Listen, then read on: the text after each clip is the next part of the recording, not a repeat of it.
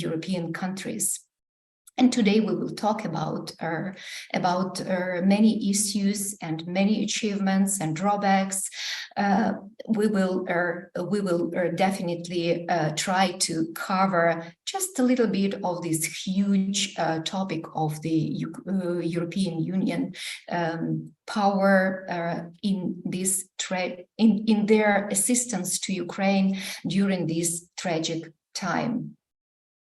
We plan to have our meeting around 1 hour and a half, and I will guide the event and will keep a time track.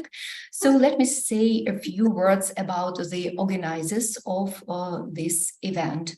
I represent, together with my colleague, Ukrainian Association of Professors and Researchers of European Integration, which was founded in 2015. And since then, we serve as a platform for uniting the efforts of academic and civil society sector in kind of contributing to the European integration process in Ukraine from behalf of the academia and on behalf of the civil society. Thanks to our own efforts and the financial support of Erasmus Plus Jean Monnet Actions, our association just grew up as a stand of fruitful and beneficial partnership of academic and civil society sector in, again, repeating contribution to the European integration processes in Ukraine. Our today's event is organized together with Zaporizhia National University, and I'm really delighted to give a floor to Rector, Professor Mykola Frolov. I hope he is already here. I'm ready. Oh, yes. Yes, I see you, шановний Микола Олександрович, дуже рада вас бачити. Бачите, не впізнала. Дуже рада, що ви маєте таку можливість долучитись, і floor is yours. I understand English. Oh, thank you. It's inspiring. Not only Ukrainian. Dear friends, шановні колеги, as a rector of Zaporizhia National University, it's my pleasure to welcome all the roundtable participants. Throughout the years, roundtables stood for the benefit and argument regardless of titles and merits. I have no doubt that today's discussion will bring us lots of valuable insights into European diplomacy's power and limitations. Our university is located some 30-35 kilometers from the current battle line.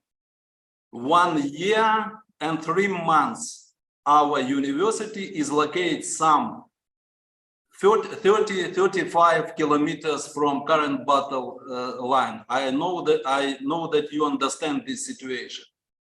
Which means every day we witness what happens when diplomacy fails.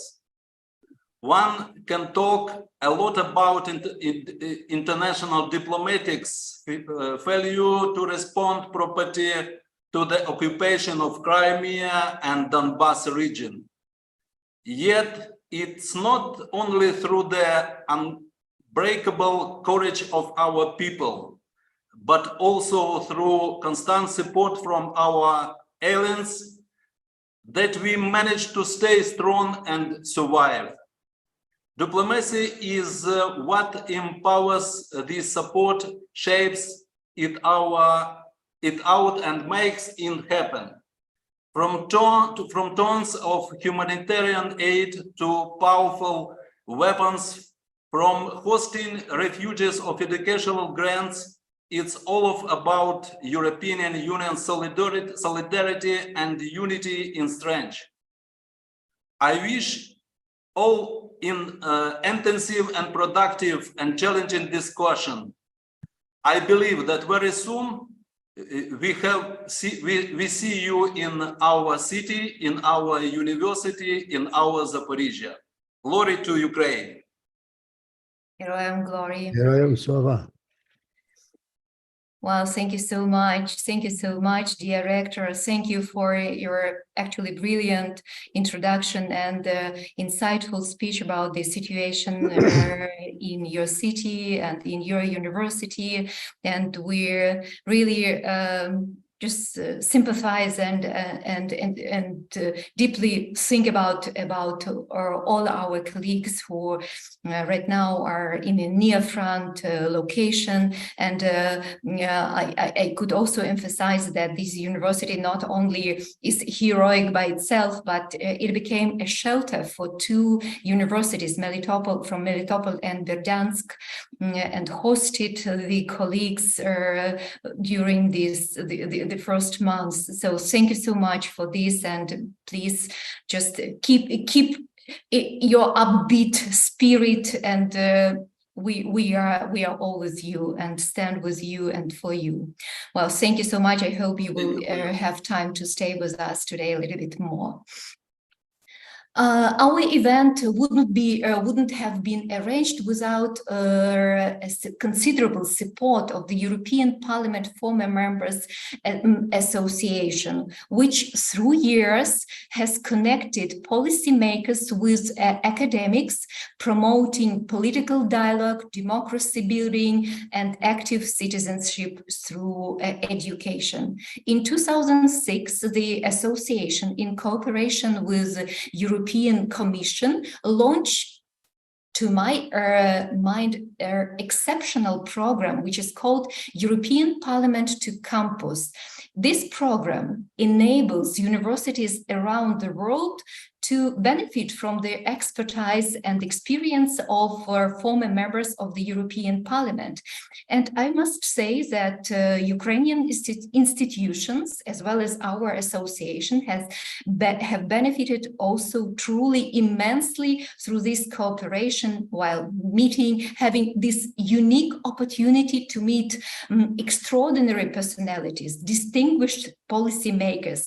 And today, I'm really happy to welcome in our studio Mr. Marek Szwiec, who served as member of the European Parliament through 2004-2014, and he was vice president of the European Parliament in 2007-2009. Since 2018, he was he has been and still is a director for European Affairs of the Babin Yar Holocaust Memorial Center, which primarily mission is to respectfully commemorate the victims of Babi Yar.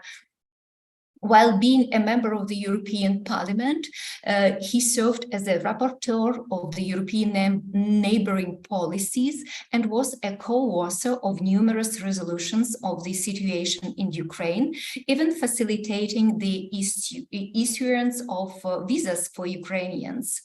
In 2012, Mr. Szwiec was a European Parliament observer of the parliamentary elections in Ukraine, and he was responsible 3 years for the European Parliament relations with the countries of former Soviet Union, including Ukraine. Mr. Szwiec, your time now is to say and to share with us your ideas on the theme of the event, and your experience and expertise will be highly appreciated. Thank you so much for joining us and for having time for this discussion. Thank you very much. Welcome, everybody. And when I follow this introduction about myself, always I feel that I'm really old. It sounds that I'm much older than I feel myself, but you know, all these privileges, positions, speaking honestly, Madame Sikorska, she only mentioned 1/3 of this, what I did in my life, but anyway, it is a lot. So living courtesy and living words which by definition are how to say close to be said, because I know what's going on in Ukraine. I know exactly where is Zaporozhye. I know what is the distance to the battlefield, and but we have to use this. Planned to walk with Ed for only 5 days, but ended up staying with him. I don't know, something. Well, Russian trolls start to interfere, but we try to. Let's come to academic spirit of the discussion. And before I start my introduction, and I really hope to answer your questions later, I must say that I'm not a diplomat. Probably you should speak with diplomat, because this would be more elegant and more, I can say, substantive from the definition point of view. I am activist, I am politician. So you will get in the next minutes some maybe a little bit chaotic, but some ideas, some thoughts. And this is not a lecture, and really I would never treat it as a academic presentation. Sorry for that, but you knew whom you invited. So, coming to the issue, as it was mentioned in the invitation and in the poster, we should speak about the EU's diplomatic power and limits in response to war in Ukraine. I looked at the Encyclopedia Britannica to remind myself what means diplomacy. So I'm now quoting what is diplomacy in Britannica. Diplomacy, the established method of influencing the decisions and behavior of foreign governments and people through dialogue, negotiations, and other measures short of war and violence. Speaking honestly, this should be the end of our meeting, because there is no space for diplomacy at this moment. We have a war. And if we have a war and Ukraine and European Union, a lot of countries separately are involved in this war, speaking honestly, there is very, very limited space for diplomacy because we have fight. So if I wanted to, but okay, life is not so easy to say goodbye and thank you for your attention. When I try to adopt the topic of our meeting, I'm much closer to something like that. European Union in the war conditions. Are we a new player in the game? We as a European Union. So let me focus more generally about the presence of European Union in this conflict, not only in from the diplomatic activity point of view, because diplomacy was very active in the years before the war. There was a number of activity, a lot of secret, open ways how to influence on Russian Federation. And this was not successful. So now we have the result, which is a war. So before I go to the details, I must come back very briefly to the history. I believe that the year 2022, in the history of the modern world, it will be very important reference point for something what will be totally different. Our world after 22, after the aggression on Ukraine, will be totally different, and I will come back to that in my conclusions. But what happened before 22? What is important? Actually, we had 30 years of a time of a certain chaos. What happened from 89 to 2022? First, West tried to absorb new countries and to build relations with the countries which were not absorbed by the structures of NATO and European Union. But anyway, the new players came, like Poland and a lot of countries in the Central Europe. West, if I say West, means all the European countries and the United States, hesitate what is Russian Federation and hesitate what is the role of the new countries. If I say hesitate, it means there was a lot of chaos, there was a lot of different ideas, there was dreams about peaceful cooperation, there was a reality which went very often against these dreams. But in this time, we were building democracy, and we are building our links with the West. We tried to build our position in the European structures. If I say we, because our presence in the European Union, NATO, looks very crucial for this. What is essential for the definition of the future relation of West with the East, including this what will be after war with Russian Federation. And in these years, 30 years, Ukraine also hesitate what you want to do.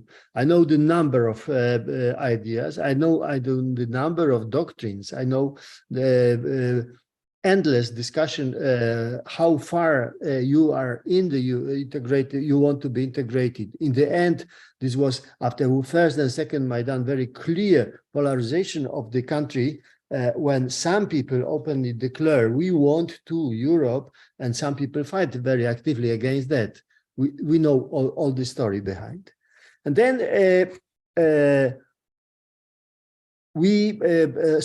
this happened in 30 years in Europe and around. What happened with European Union in the 30 years? I must say that European Union also hesitate a lot, because European Union is, if we count the words said about the European Union as 100%, then about 10% come to the reality. So there's a lot of words, a lot of ideas, a lot of dreams, a lot of declaration.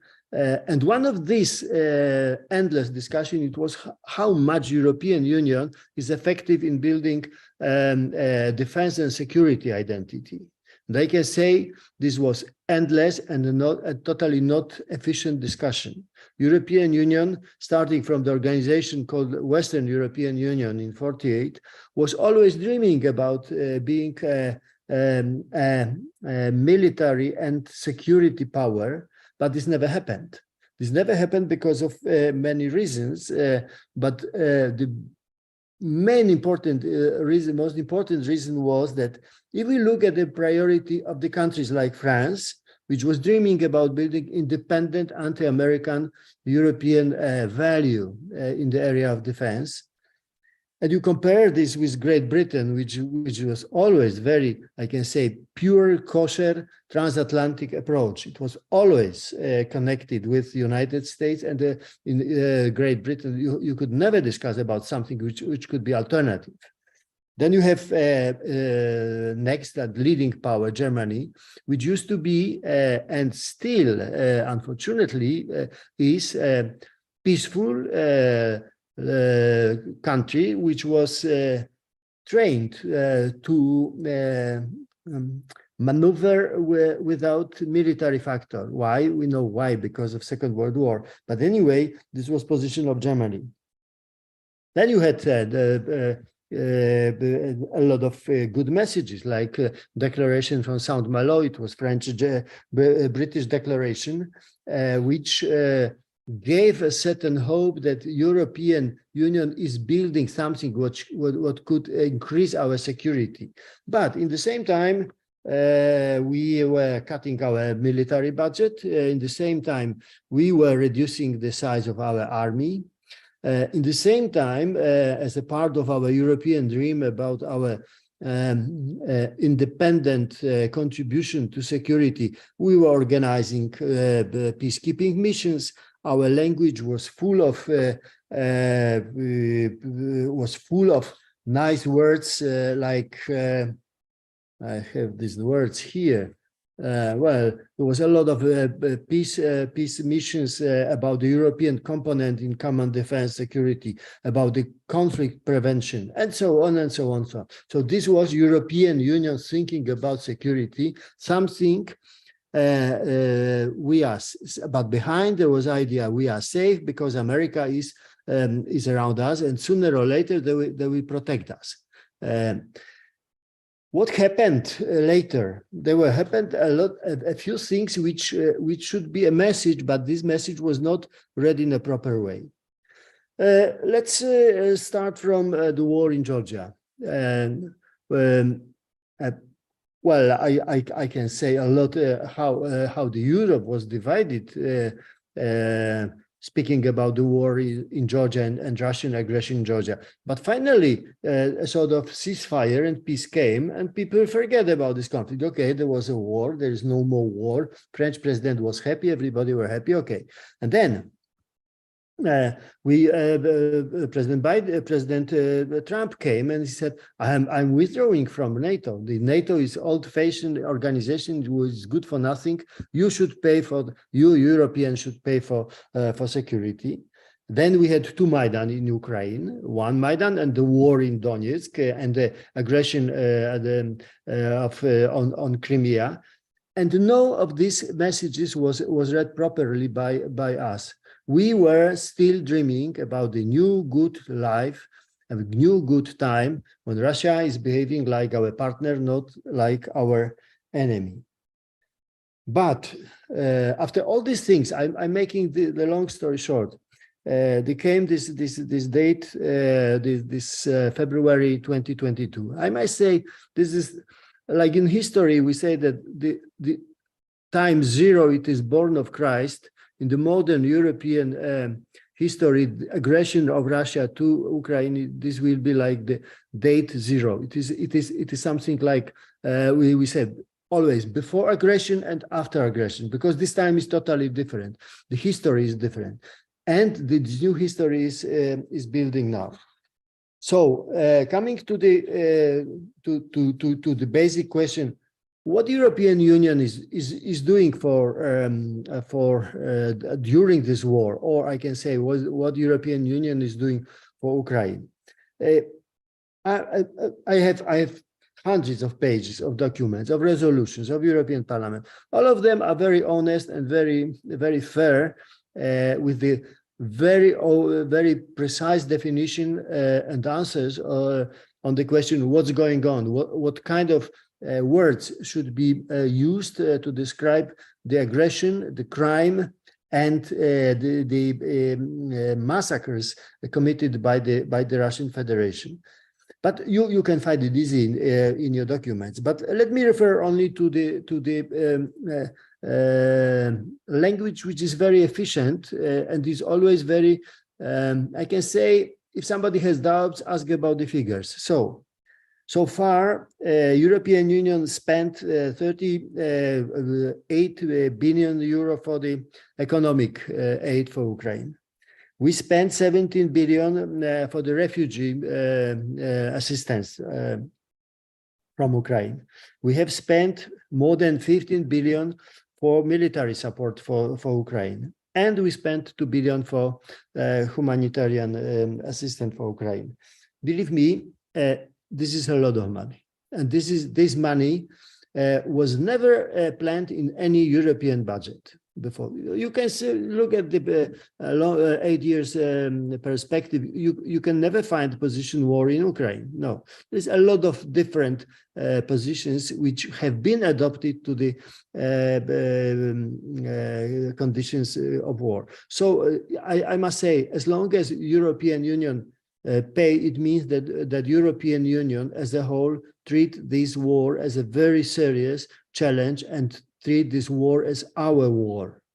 We are doing this what we can and what you need to make your fight effective and successful in the end,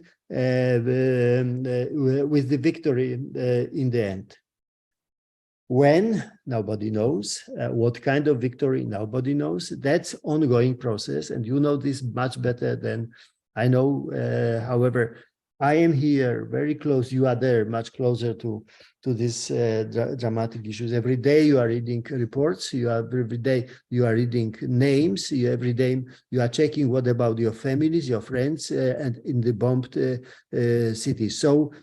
Despite our will, we can never be as close to this tragedy as you are, but we know that. Let me finish with a certain summary, which in some sense answered the question which I put in the beginning. What already happened and what we already know, because we don't know a lot of things. what I mentioned before, but a few things we know already. So what is for sure? For sure is that Ukraine survived, already survived. Putin didn't invade and didn't erase your country, which was the plan. If we read these basic documents of Russian Federation before the war, we know that this was not about the territories, it was not the economy, not about the resources. It was to finish European Ukrainian dream. This didn't happen, and this will not happen. Everybody knows this already, starting from Moscow to Washington to Beijing, everywhere. Second, NATO is back in the roots, to the roots. NATO, after 30 years of hesitation, peacekeeping mission, let's go to Afghanistan, let's bomb Belgrade, whatever. Now NATO is a good old NATO. It means that NATO was designed for a confrontation with enemy, and this enemy was Soviet Union. We have no Soviet Union, but we have efficient enemy, which is Russian Federation. And believe me, history is never repeated, but thanks God, we didn't destroy NATO in the 30 years, and still it is effective organization in terms of security. What it means that we have resources, we have possibility how to mobilize our resources, and we know how to confront with our enemies. What is this? If I say NATO is back to the roots, it means that we have very efficient American leadership. The ministers of defense are meeting in Ramstein. They are not meeting in Brussels. I can say it's a pity, but this is life, you know. They are flying to Ramstein, and they have this Ramstein. They have very secure circumstances for a very tough discussion about the war. Second, we have a very efficient European states contribution and European Union contribution to the war. I divide this not by accident. The contribution of European Union is something new. This never happened. Recently, we had a very tough discussion how to pay and where to buy ammunition for Ukraine. We know how to pay because this is our money. We have to contribute. Everybody pay in European, every country. But the discussion was, can we buy outside the European Union or not? Doesn't matter. What is the result? The most important is that we start to spend European money together on military purpose. That's something new and very, very important. Next new factor, what happened for sure, military budget increase. In my country, I'm from Poland, as you know. Long time, we were the leader spending 2% for the of GDP per year for army. Now we are spending 4%. Come on, this is twice more. We are still a poor country, but we are spending. This is not only Poland. Look at Germany. You know, look at other countries. Next, we have Sweden and Finland in NATO already, not formally, but they are in. This is fantastic event. You know, I could never dream on that being involved in NATO issues since the beginning. Next, European Union start to be independent, slowly start to be independent from energy point of view. No more Russian blackmail on gas and all the fuels. Well, it is not as we would like to have, but I can say the important step was done this winter, and Russia is not able to blackmail us anymore. If they didn't, this didn't happen this year, this will never happen again, because we are much better protected, much better prepared. And last but not the least, come on, you are the candidate country to European Union. Believe me, my whole life, my whole political life, this was endless discussion. From Ukrainian side, we would like to be in European Union. On European side, come on, guys, don't be in a hurry. You have time, let's discuss, let's find. This is long story. Finally, you have this status. Okay, doesn't mean the date, but the status that something what can be implemented in life. So if we look only this, what I have said in a chaotic way, as I said, I'm not academic, I'm not diplomat, we see that we are already in the new world. These old words before the Russian aggression do not exist anymore. My last remark is, what about diplomacy? This is the end of diplomacy? Of course not. No, diplomacy will be very efficient when the guns stopped. Then we have to come back to diplomacy, and we have to discuss with partner. I don't know who would be a partner in this discussion on their side, on the Russian Federation side, or whatever it will be. A lot of discussion what can happen as a result of this war in Russia. But sooner or later we have to discuss about a certain peace, I don't know, ceasefire, maybe ceasefire. Very hard to say what will happen. But one thing is for sure, nobody would accept imperialism from Russia, and nobody would accept the absence of Ukraine in Europe as an effective structure in European Union and NATO. It sometimes maybe takes time, but for sure this already happened. You are already on the board. So that's my introduction.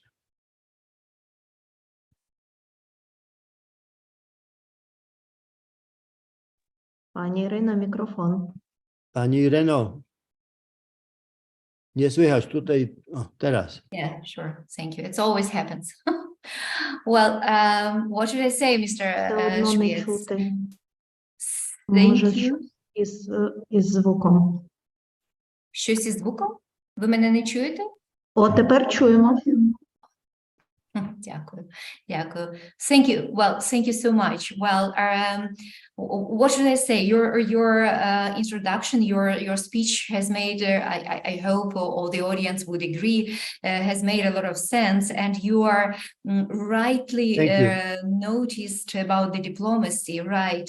Our title of the event was, and invitation to talk about that was some kind of provocative, but because you're totally right, when the war started, diplomacy, it means diplomacy failed.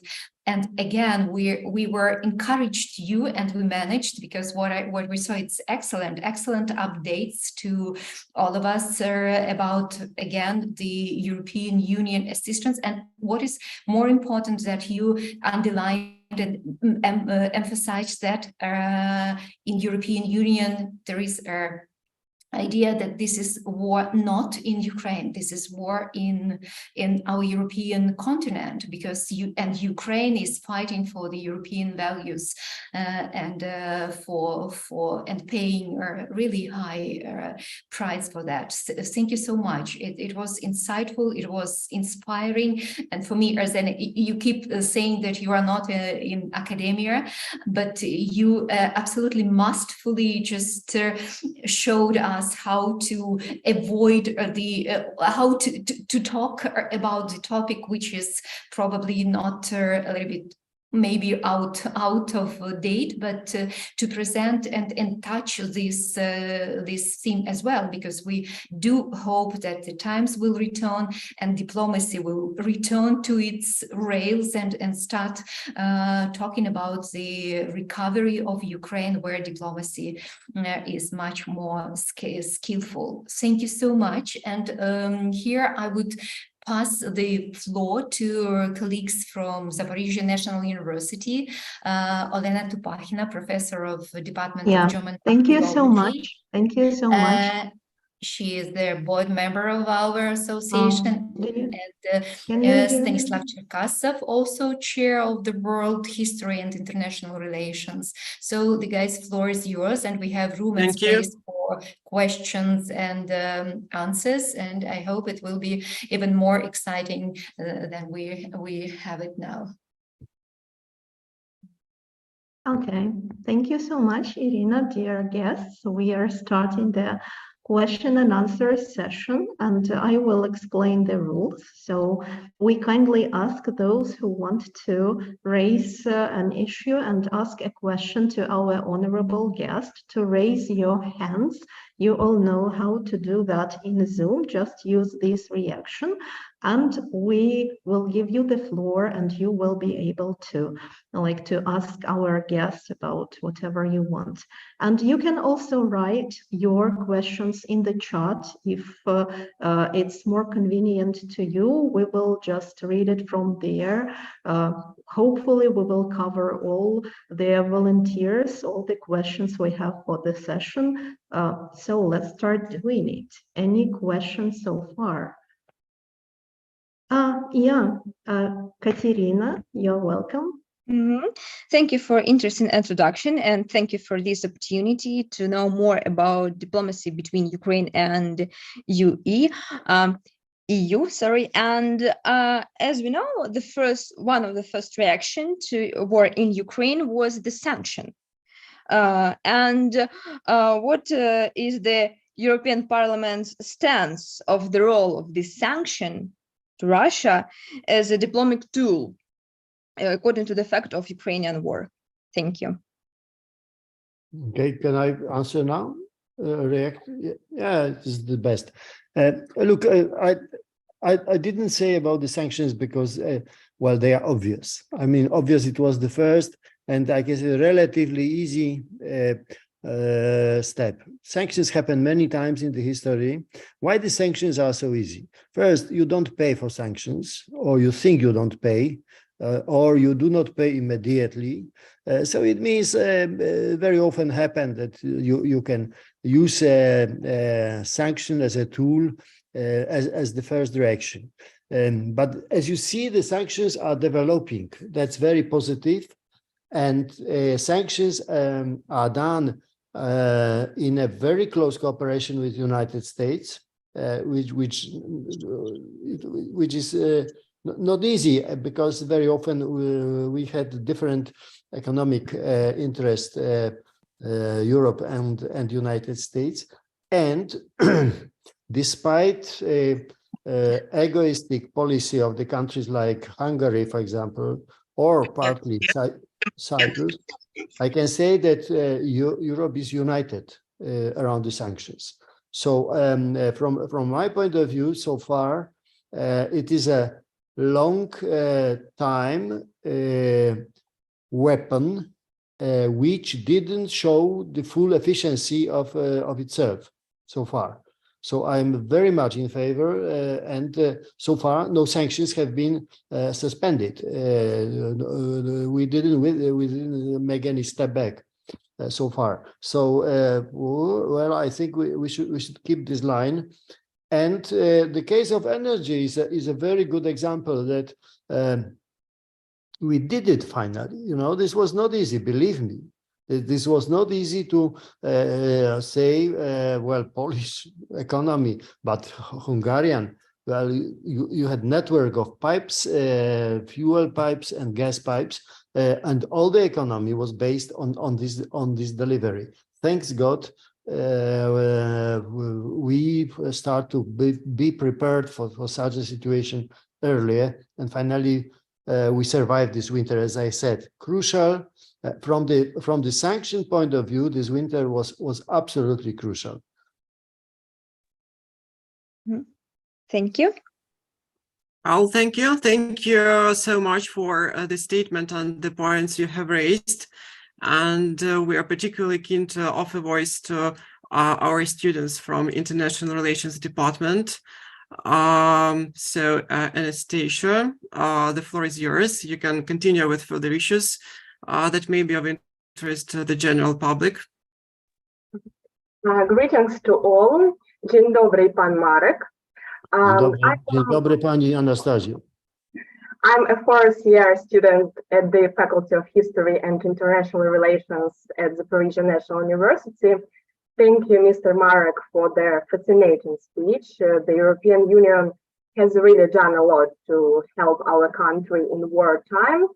And You know that in 2022, Ukraine received the status of a candidate member of the European Union, and in 2023, President Volodymyr Zelensky announced his intention to get full membership in 2 years.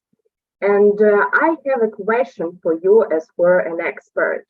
Is it really possible to overcome the European integration path so quickly? And what is the main condition for joining the European Union in general? Thank you. You know, before I will try to say something about the dates, I will say something about the philosophy. First, that Ukraine should work very hard for the negotiation strategy with European Union, because if you finish the war, I mean, finish, if I say finish, means the end of shooting. I am not speaking what kind of, what end, but you should, as a country, you should prepare your negotiation team. You should use all the experience of the countries like Poland, Czech Republic, and others who knows a lot how tricky are these negotiations. Because don't believe that European Union will love you. They will try to squeeze you as much as possible, as they did with everybody. And this is a part of business. Well, I absolutely understand why this happened. Otherwise, this is not negotiation. Nobody will offer anything for free. But you should work now, how to make these negotiations efficient. Second, membership in European Union became, in your case, a political issue. And this is not good for Ukraine.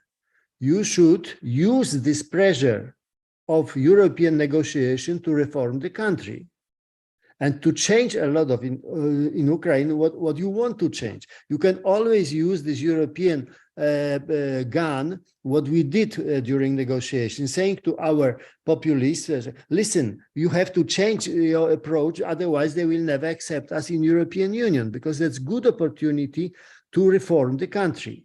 So think of that it is not only game of good people with bad people. You are good people and bad people are in European Union. They want to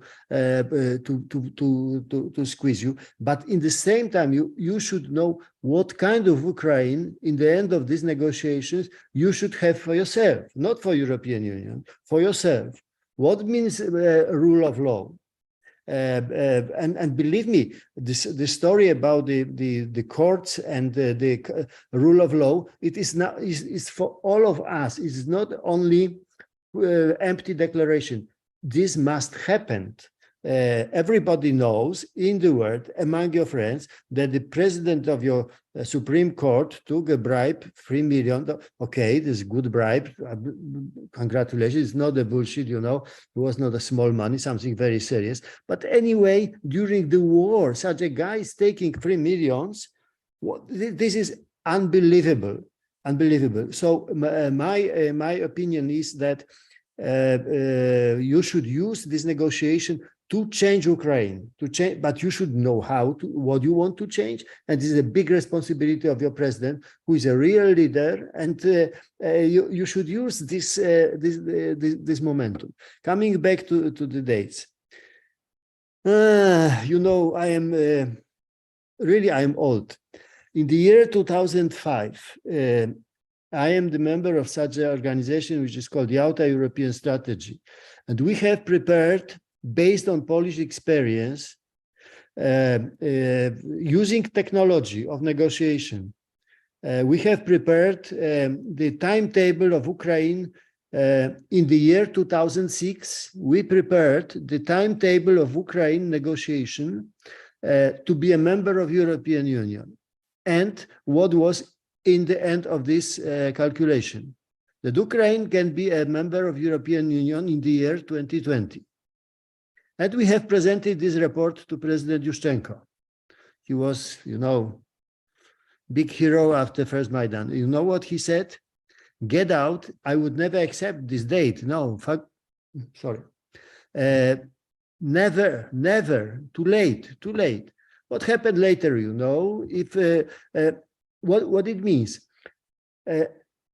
Time is running very fast. If you know how you are using the time, in what purpose, don't worry about 5 years or 3 years. I don't believe in 2 years. This is impossible, speaking honestly, because you cannot change your country in 2 years as much as you should for yourself.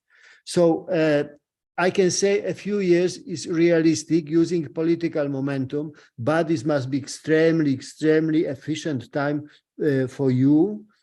Confronting with European bureaucracy, which is something positive. If I say bureaucrat, it means something stable, predictable, based on law.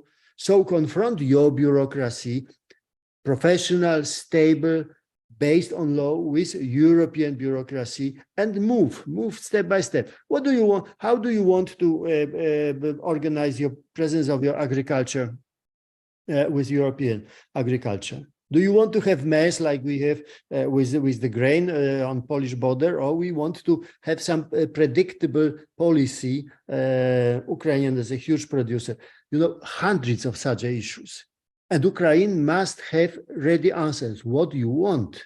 Then you confront with position of European Union, and then you find compromise. For sure, European Union wants to have a compromise, and we are perfect in building compromise. Not very always friendly for our partners, but still compromise. Thank you very much. Dziękuję bardzo. Proszę bardzo. Okay, we have next question, and we also have a question in the chat, and those two questions, they coincide, which means this topic is really burning. So I give the floor to Mykola Frolov, Director of Zaporizhia National University. Pane Marek, what is your opinion of the position of the Hungary and Greece about the war against Ukraine? Hungary is our neighbor, and it's very important to understand position of this country. Well, I am, you know, first I must say that politically I am 100% against this, what Orban is doing in his country. So I am not objective. So far they are playing a small game. It means they try to get some benefits, being distanced from the mainstream of European policy. I think that even Orban understands that this game has a certain limit. I don't know, this was recent discussion in European Parliament, that there are countries want to eliminate Hungary as a chairman of European Union in the second half of 25. This never happened before, you know. It used to be technical, that your term come, you are getting half a year, you are chairman, president of the European Union. But now there's beginning of discussion how to exclude Hungary for that. So if the Hungary cross this delicate red line, they will start to lose on this policy. Because speaking honestly, there is no alternative for them, different alternative than European Union effective membership. But we will see. So far it is, I don't like this game, but it's never, you can never have a dream. Sometimes you have real life, and such a schmuck like Orban is a real life player. Thanks for your answer. Please. Oh, thank you so much. And we also can continue with further issues. We have a lot of historians here. By the way, rector of our university is also a professor on history. And, you know, from the historical point of view, there are a lot of things from history which might help us understand what is going on today. We all historians know that Russia never ceased to be an empire, never ever. And another point that the democratic world, or the so-called old Europe, as you have already mentioned, or let it stick, Western Europe, in that European imagination, unfortunately, Ukraine has not really been much more than a buffer zone, right? And it's very easy when a buffer zone becomes a battle zone or a war zone, it is easily accepted as well. So Ukraine didn't have clear identity on European people's mental maps abroad, and that had profound effect on what happened in 2014. Unfortunately, the voices of Ukraine were not treated on the same level as the voices coming from Moscow. And the question is whether it is changing, so whether this war has shaped the image of Ukrainians as a European nation, struggling not only for its independence, but for its own survival. Can we say that the perception of Ukraine has changed recently, perhaps not entirely, but really has? This is the fundamental question and the fundamental problem, because if we're speaking about how people, I mean, your people, Ukrainian, are adapted to this new situation, we should always remember that the Jews traveling through the desert from the Egypt, they had to spend one generation before the last one who was a slaver died, and they entered the promised land. So, okay, I'm not historian, sorry for that, but it will sometimes help me to understand the history better. What it means that the time and the experience is changing people, and this what you are having now. It is unbelievable, accelerated opportunity to change your position vis-a-vis your country and your image, which is perceived by the others. So what there are two things what happened, two basic things. The image of Ukrainian is changed by your army, by your brave, intelligent soldiers confronting with the army, which declare as a how to say the army which is always winning. That this was the message about the Red Army in the past and Russian army now. And somebody like Ukraine stopped them, which is something which brings a lot of positive emotions around Ukraine. But there is second thing which probably you do not, you as I say, not you, it's not personal, but I'm saying is underestimating. These are your people living in Europe who left Ukraine. Come on, you know, have you ever heard about serious case of any conflict, aggression?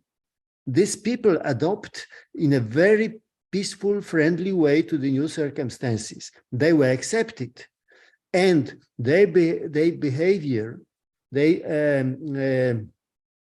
how to say, hard work, because majority of them, they are hardworking people. They are not begging on the streets. They are hardworking.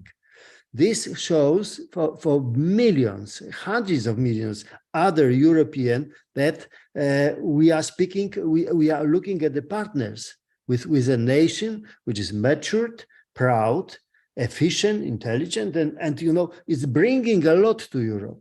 It's not consuming what they want something, but you are added value in this what is European integration process. Last big resource of European integration, that's Ukraine. But not to make this life too sweet. I said before about your president of Supreme Court. These cases are totally destroying. You know, this is like a bomb. You can build, and one this guy is doing such an ugly step, and a lot of your construction is immediately destroyed. So I wouldn't. First of all, your fight with corruption is not finished, just opposite. This case only shows what kind of monster it is in Ukrainian circumstances. Oh, thank you so much for the answer. Thank you. My pleasure. Okay, and we have another question from Kate. So, Kate, you're welcome. Yeah. Looking ahead, what is the key priorities for European Union, for European Parliament in strengthening the policy and democracy, and which is contribution of European Parliament to peace in Ukraine after our victory? Look, the war time is not a good time for Parliament activity, because the Parliament is like definition of Parliament is based on speaking. Not very often is based on listening, but sometimes is mainly based on speaking. So members of Parliament are designed to speak, not to listen. And I think that when the war is finished, the fight is finished, as I said, this will be a time for a real interparliamentary cooperation. Because for me, Verkhovna Rada is not the only question about the last Verkhovna Rada, which is dominated by Sługa Narodu, and actually they don't have opposition, and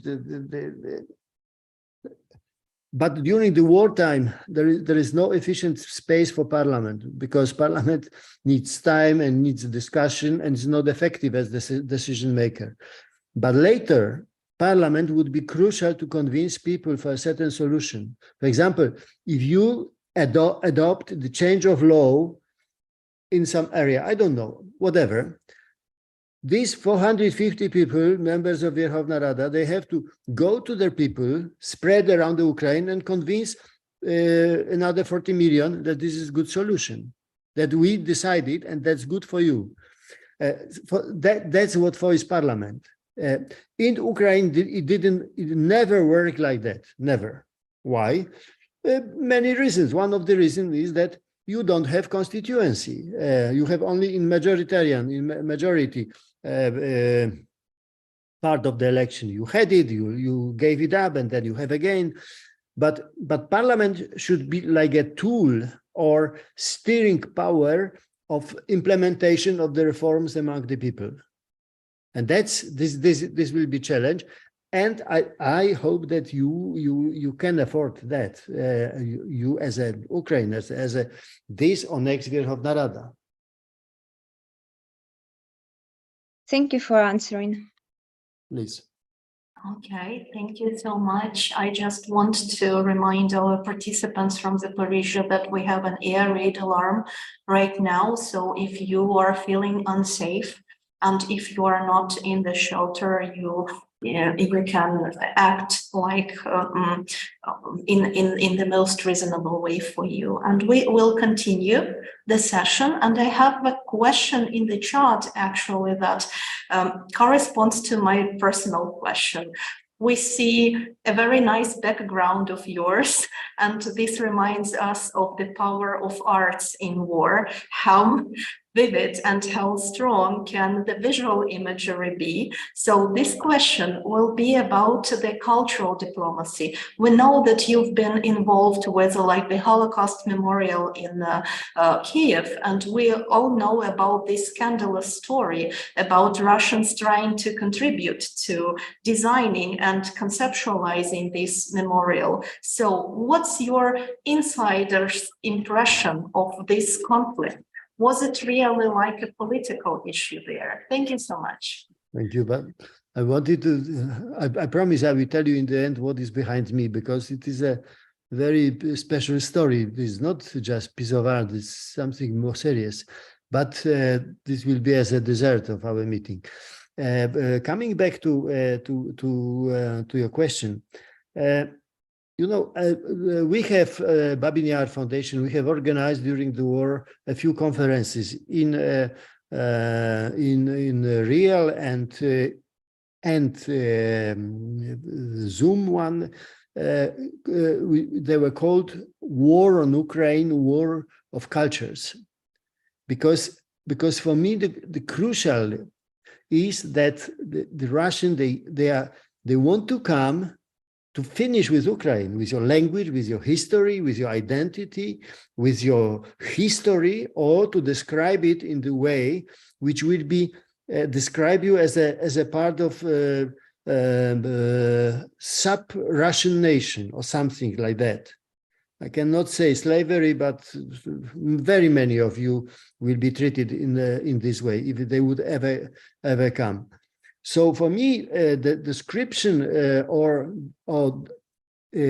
presentation of this war as a total war against nation is the only relevant description, because this is not about the resources. Again, I'm repeating myself. It's not about land. It is about your existence. So from this point of view, why they bomb museums? Why they even they tried to bomb Babin Yar? They were not successful because our security guide captured the person who was guiding the missiles in Kiev. So we were very lucky that they didn't destroy this what was already built.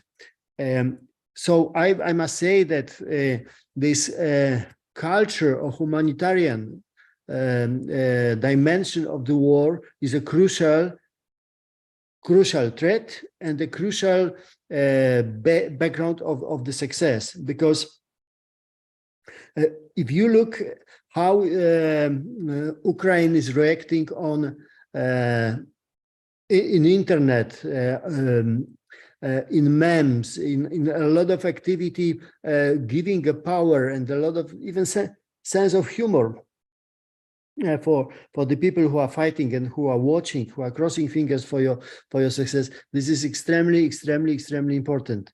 One comment about the, let's say, Russian factor in this, what we were doing. Speaking honestly, there was Russian money, but there was no Russian factor. We tried as an international management, a supervisory board composed of very many prestigious persons from all over the world to look very carefully about this. What about is this commemoration? And I can say when I started this foundation 7-8 years ago, the whole time there was no single case when they wanted to, implement the Putin narrative in Babin Yar commemoration. And if you come one day to the place which is well, maybe some of you knows what is Babin Yar, you will be proud that this is already commemoration place. It is not finished, but the war stopped everything, and all the Russian donors, they withdraw from this foundation. So now it is the totally different foundation with the chairman of Natan Sharansky, the Russian dissident and Israeli citizen, with Polish, German, American presence, with Klitschko, Volodymyr, and others. So during the wartime, all the energy of this foundation is focused on digitalization of the archives, of Ukrainian archives, to protect them in case of something happened, and second, to organize international knowledge and public interest on the war. That's what I'm doing, for example, using my connections in Brussels. Okay, thank you so much for the insight, because it was really a burning issue back then, some like a year or two ago. Okay, any questions, Dan? Do you have any questions in the chat? I do. Sorry, before there will be next question, I'm watching carefully at the number of participants. We start from 84, we are on the level 72, and you know, this is the best measurement. How attractive is the speaker? If the people they are leaving meeting, it means that I'm not as attractive as I should be. But you decide when to finish. Really, the number is evaluating here. And we have one more question from our students. Kate, you're welcome. Yeah, firstly, you're a good speaker, but if you know, now in Zaporizhia we have an alarm, air alarm, and of course, according to this fact, some of participants came to the shelter or some safe places. So it's it's not problem of yours. You're good. So as I read, you are in 2009 noticed that Russia was trying to interfere in Ukrainian election. And according to the Dmitry Medvedev quotation, and it is interesting to know there's some facts how European community reacted to this quotation and to this interfere in our election then. You know, in 2009, well, there is a long story of let's say, falsification of election in Ukraine.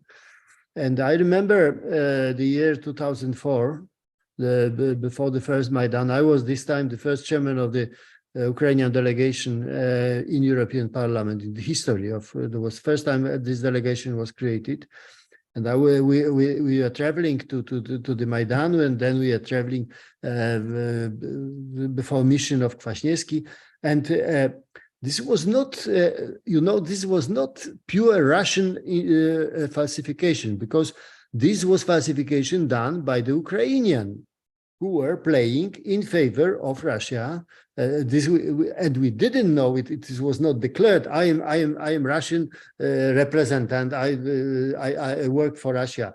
There was different Russia. I remember 2004 was different. Volodymyr Volodymyrovich. A lot of things were different. Ukraine was different. So I must say that the real falsification, which was captured finally by European Union, this was falsification when Yushchenko lost, and the third term, it came because of international intervention in Ukraine internal life. So we were in some sense invited or pushed to act, and we did it. Later, I must say, because of policy of fair elected president Yushchenko, Yanukovych, he won his first election in a fair way. Speaking honestly, there was no falsification on a huge scale when Yanukovych first time was elected. So you know, Russia, they if they would have efficient fifth column. Fifth, you know what it means. This is the piąta kolumna, the internal sabotage group in politics, in media. They would be successful. They were not successful. So I can say, despite the power of they have, they couldn't be effective in building or reshaping the Ukraine. That's why we have a war. You know, a lot of falsification, but mainly done by Ukrainian. Thank you for answering. Please. Yeah. And I see a hand from Irina. So, Irina, welcome. May use this opportunity to also answer the question, Pan Marek. I have the question actually concerning the refugees in Poland. We all know that Poland was the first country who stretched the hand of help to Ukrainians, and that was so massive, so incredible. Even, well, afterwards, even in Polish press, there was saying that that was unbelievable, that there was no governmental kind of command to do that. That was a genuine, sincere movement of Polish people to help Ukrainians to host the refugees. And now 1 year passed. Could you just say a little bit about the impact of having so many refugees of Ukrainians in Poland? Maybe people have this fatigue of having them, want them to go back, or they are kind of happy to have Ukrainians who are willing, actually, as you rightly mentioned, to contribute to hosting society. What is your impression? You know, it's, of course, 1 year after the first, let's say, after, I said February 22, 1.5 years after, it is different. But I can say the basic factor, which is sympathy to Ukrainian victims, because you were accepted, Ukrainian people were accepted as the victims of crime. And, you know, and confronting the figure, we are speaking about figure which goes much beyond 1 million. I can say that it was extremely, and still it is extremely peaceful and efficient process. State, okay, I agree that people behave in a proper way.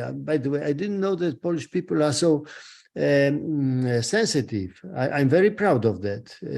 Actually, I don't know anybody who didn't organize flat, you know, some support. Almost everybody did it. So what it means? It means that this happened, and it's a very big assets in our hands. Second, the majority of Ukrainian, they how to say, they feel a certain gratitude. Not everybody. I can say there is a margin. They do not behave like, but it's a margin. Really, it's a margin. Next, I must say that the people are plugged into the ordinary life. The majority, you know, what is the typical picture of the we say refugee? We don't use this word. In Poland, you don't find the description that Ukrainians are refugees. We say that they are, well, actually there is no word, but as long as we don't have camps, we don't have refugees. But typical picture is a young woman with children, with 2 children, 1 child, you know, it's different. So very often they were looking for a job, having some basic security, some flat, you know, some everyday security. They start to look around what I can do. A lot of business, you know, a lot of enterprises, entrepreneurs starting job, and that's something extremely healthy. And one more thing, that these people very often came to their relatives already being in Poland. So this was not a, you know, million people came, they stay at the train station, look around, what to do. Okay, let's go to Germany. No, very often they knew somebody, neighbors, relatives working somewhere. A huge part of them, they have been absorbed by existing Ukrainian people living in Poland already. So that's why this happened in so peaceful way. The new factor, which is now, I see that on Polish extreme right, there is a tendency to build a sort of tension between Polish and Ukrainian people, saying, how long we can help them? We are poor people, you know, but this is also margin on our side, life. So I see 65 people on our list, and I know that you have the alarms, but if we can conclude, we can. So well, Now And I could say just again that we've been extremely honored and privileged to have you today. Thank you so much. We are invite you next time. If you like, I'm available. Don't worry. As I said, even former politicians are designed to speak, and we love to speak. Not very often to listen, but we love to speak. But you know, you do it in such a I repeat, in such a masterful way. Just are so diligent and so just I'm good very nicely. Even speaking about our illnesses. We know. Like, remember Paul McCartney saying that we have long and windy road. Yeah, and we know about all our illnesses like this. Die and all other. Well, we know about that, but we fight. We try to do our best. And thank you for your kind of outside, even being our like, if I may to say, a friend of Ukrainian people. Definitely. Just thank you for something outside. We do need that. We do need this view. We do need and appreciate a lot. Look, whatever I say about you, it will be too less. So I don't want to go in this direction because this is too. I'm too sensitive on the issue. I know I'm speaking with people who are bombed now. I know these 20 people went to the shelter. I know this everything. Believe me, I was in Kiev during the war. I know more or less how it looks. This is real crime, you know. And in the crime, you have victims has a name, and you have a bandit who has a name. And remember, speaking about this war, that there are people with names killing another people with names. This is not, 5 victims, 5 people murdered. No, not 5. There were 5 people with 5 names. But let's finish in more optimistic way. This behind me, this is a puzzle. This is a puzzle composed of 380 pieces. This puzzle was a gift I have got from my former, I worked with him, with Ilya. Ilya, he's a Kian, as a young fellow, not so young. Maybe even Ilya is with us somewhere because I invited him for this discussion. Ilya sent me this as a gift for my birthday.